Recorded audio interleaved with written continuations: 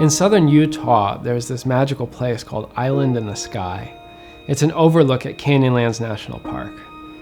And you stare down into these red rocks, and it takes you a minute, but then it dawns on you that what you're really looking at isn't canyons, but a prehistoric ocean bed.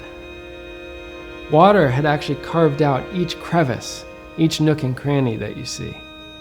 When you think about the extrapolated timescale of an ocean, right? The waters, they roll in and out day after day, the tide cycles, for hundreds, thousands of years. To me, it evokes this sense of the eternal.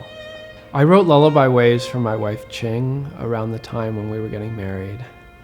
We would go and sit and watch the ocean waves coming in at dusk, and there was this calm and tranquility to it. And I was thinking about this idea of timelessness of the tide cycles. And if you're lucky enough to have true love with someone, there's a depth and permanence to that. And I was thinking about those canyons in Utah, once an ocean, always an ocean.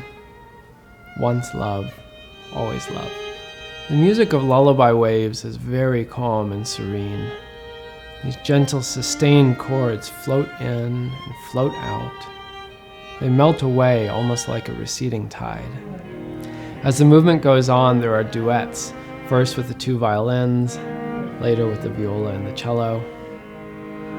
Each time the duets come in, they melt away and the sustained chords come back. It's almost like the tide is rolling back in.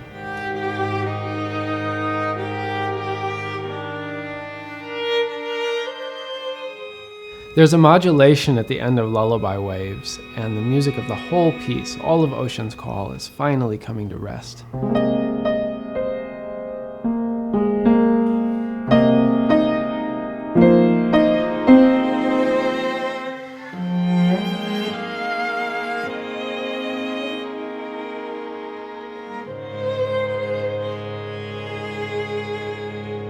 We were recording this with the Aizuri Quartet, and I talked with them about this passage, and I said, for me, it's sort of like you're coming home. Your boat is almost to shore, and you see a lighthouse, and you know that this journey is finally coming to rest.